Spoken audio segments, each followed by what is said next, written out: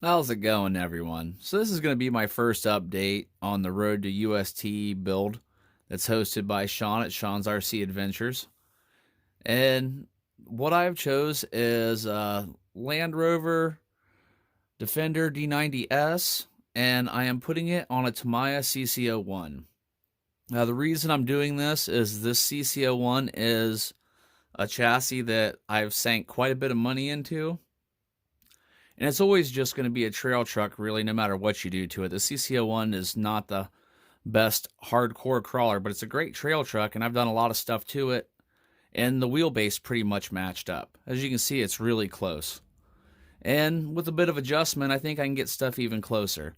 So I just have it mocked up, sitting on there how I want it to sit. I want to get the body attached to the chassis before I ever start doing anything else. That way I've got that out of my mind, and I know that it's all going to work. And my idea with that is on the back of the CC-01 chassis, I'm going to put a piece of probably piano hinge or just any other small hinge. And then I'm going to have it so it hinges open. And I'll probably put either a magnet or a clip system in the front. I just had that pallet sitting in there mocking it up. So let me show you the chassis and what I'm working with. Now I bought this and I built the kit and I ran it for a long time, and I just upgraded. Right now I have the steering servo taken out because I'm probably going to relocate that to the front, just probably for space. And either that, or I might be able to drop it in and put a little bit slimline servo in there. But I have the metal mounting plate for the motor, and all the major stuff I've done is on the bottom. So I've switched this over to the 4-link in the rear. I've added all the aluminum A-arms, skid plates, got the upgraded steel gears on the inside of the pinions, and I've also added the upgraded shock mounts, and this is pretty cool. It's got the cantilever drop shocks. So for this trail truck, it can get quite a bit of articulation in the rear, not so much in the front. The front's pretty limited.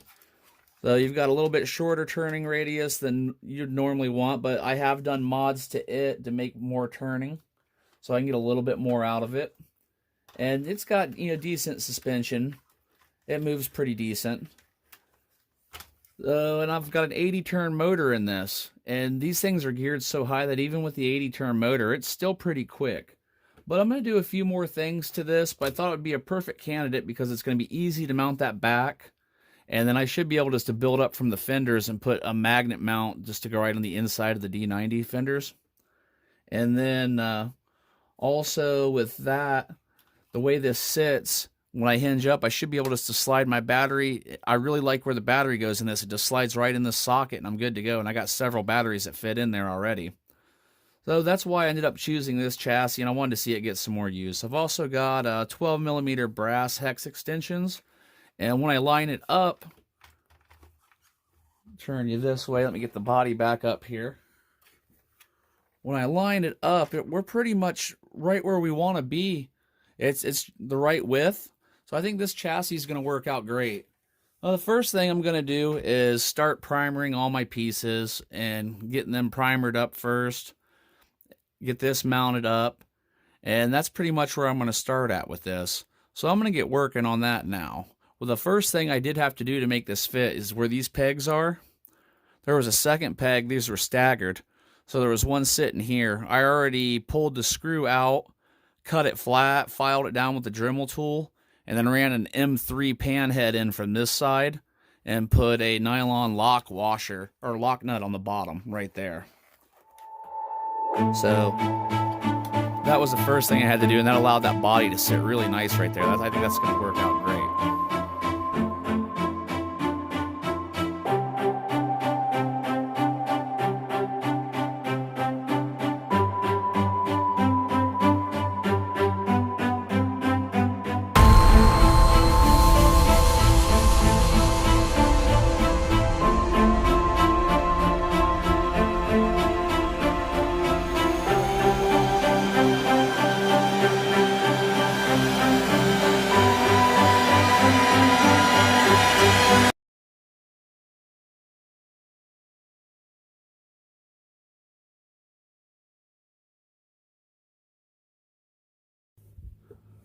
So I figured out my mounting system for the back. I wanted to hinge it, and this isn't meant to be a full swing open hinge, because if I was to do that, then it would hit against the tire. But it's only supposed to come up to about right there, which it does perfectly, so I can get to my battery. Because my last hard body I built, the Cherokee, it is a pain in the butt to get to the battery because you got to unbolt a bunch of stuff. So this one I wanted to hinge so I could just open up just enough to get to the battery and electronics to work on. And then I've got to build mounts here in the front still to support the front end. But right there takes a load off my mind having that mounted up. And it is nice and even, good and flush where it's supposed to be.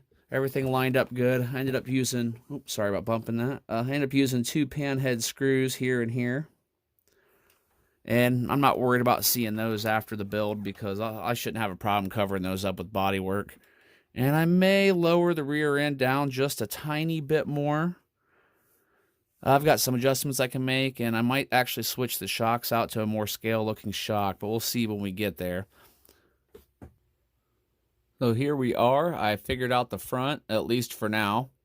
And the rear end is still setting up a tiny bit higher than the front. But I'm not going to worry about that too much at the moment because this still has that heavy whole cab area for the back bay. And that's probably going to put just a little bit of weight down on it. And that might bring her just about even.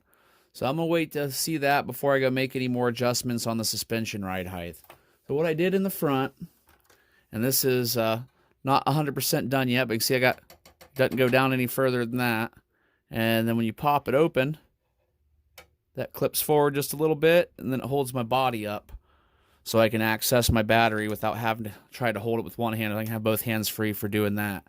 And all I did with that was mount a piece of aluminum plating here in the front.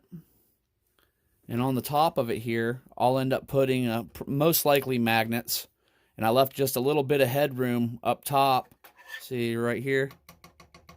That way I could add my magnets in between and it would be the height I wanted.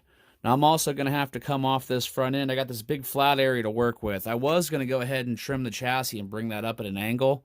But then I remember these D90s have that giant block bumper in the front. I need to have somewhere good to mount that. So I'll have to come off that for a mounting bracket for the bumper. But I think this is all going to work out really good. Now this is going to wrap up the video for this section. So we've got till December, so I'm going to take my time, and this is really going to be a long process. I'm going to go all in on it. I want a super detailed camel trophy truck, so I will catch you on the next one, and be sure to check out other people's builds. Go to Sean's RC Adventures. I'll leave a link in the description below. Have a great one, everybody, and smash that like on the way out.